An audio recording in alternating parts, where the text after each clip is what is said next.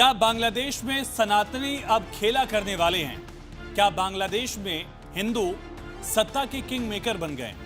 और उससे भी बड़ा सवाल ये, क्या बांग्लादेश में ही सनातनी ही खत्म करेंगे यूनुस की तानाशाही? और 8% हिंदू आबादी बांग्लादेश में सत्ता के लिहाज से निर्णायक कैसे बन गई है? नमस्कार, जी मीडिया के डिजिटल प्लेटफॉर्म पर आपके साथ मैं हूं आयुष सूर्यवंशी।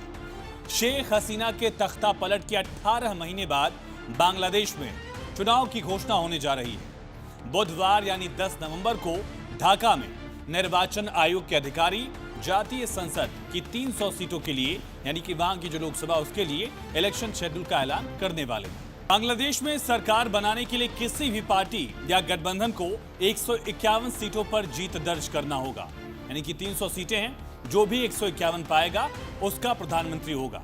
लेकिन बांग्लादेश में इस बार बीएनपी, जमात और एनसीपी जैसी 3 पार्टियां जो हैं वो सत्ता पाने के लिए मैदान में उतरेंगी। तीनों ही पार्टियों ने इसके लिए जमीन पर गोलबंदी भी शुरू कर दी है। लेकिन सबसे ज्यादा चर्चा किसकी हो रही है? सबसे ज्यादा चर्चा हिंदू वोटर्स की हो रही है। खास करके शेख हसीना की अवामी लीग को लेकर जिस तरह की कार्रवाई की गई है, शेख हसीना के खिलाफ जिस तरह की फांसी की सजा सुनाई गई है, उसके बाद पारंपरिक तौर पर जो हिंदू वोटर शेख हसीना के साथ रहा करता था हर चुनाव में, वो हिंदू वोटर जो है अब निर्णायक हो गया।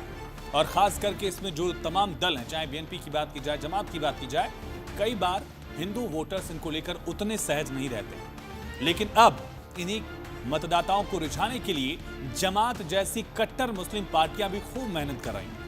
कहा जा रहा है कि इस बार बांग्लादेश में सत्ता की चाबी इन्हीं हिंदू वोटर्स के पास पहुंच गई है। इन्हीं हिंदू सनातनी मतदाताओं के पास इस सत्ता की चाबी है।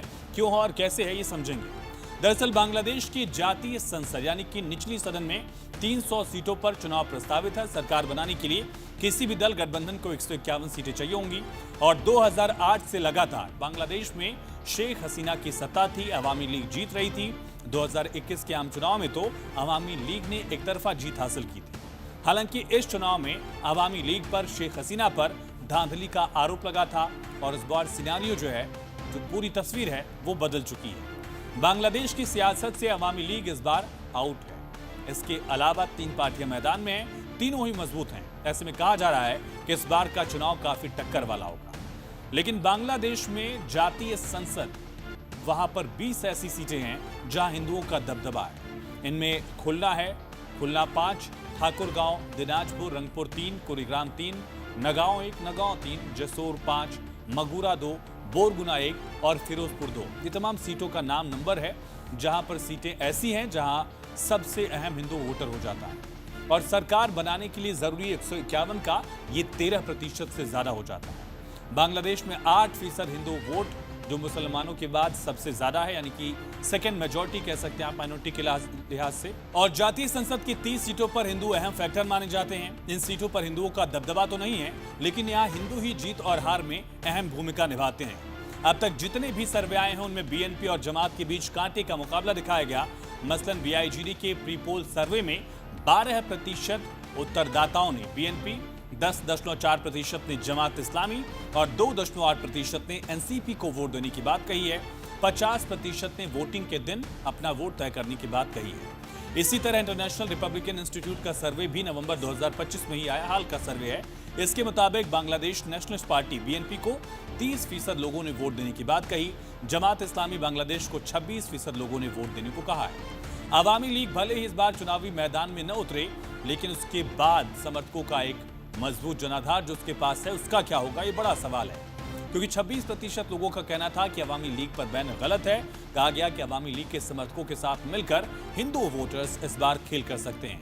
यानी सिर्फ हिंदू वोटर अकेले नहीं है जो निर्णायक साबित होंगे। इनमें अवामी लीग पर बैन के बाद, शेख हसीना के खिलाफ फांसी की सजा के बाद जो शेख हसीना का कोर वोट रहा है, जो उनके दल की पहचान रहा है, जिनकी पहचान मुजीबुर रहमान से जुड़ी हुई है, वो तमाम वोटर हिंदू वोटरों के साथ, यानी 8% हिंदू वोटर और साथ ही शेख हसीना की पार्टी के अपने तमाम समर्थक, उनके कार्यकर्ता, ये मिलजुल कर जिधर भी जाएंगे उधर सत्ता आ भी सकती है और साथ ही सत्ता बदल भी सकती है। हालांकि केयर टेकिंग प्रधानमंत्री के तौर पर फिलहाल मोहम्मद यूनुस सत्ता का कार्यभार संभाले हुए हैं, लेकिन उनकी सरकार में लगातार हिंदुओं के खिलाफ उत्पीड़न के मामले सामने आए। हिंदू धार्मिक आचार्यों को गिरफ्तार किया गया, मंदिरों के खिलाफ कार्रवाइयां देखने को मिली और ऐसी तमाम वजह हैं जिससे अल्पसंख्यक वहां संतुष्ट नहीं है। हिंदुओं के खिलाफ नाराजगी का जो मुद्दा हिंदुओं में रहा है सरकार के खिलाफ, वो लगातार ज़हनी तौर पर भी दिख रहा है और ऐसे में तमाम हिंदुओं के लिहाज से एक बड़ा सवाल भी उठता है कि क्या हिंदू वोटर्स बांग्लादेश में सबसे बड़ा खेला करने वाले। फिलहाल इस वीडियो में इतना ही। बाकी तमाम खबरों के लिए आप बने रहिए जी न्यूज़ के साथ।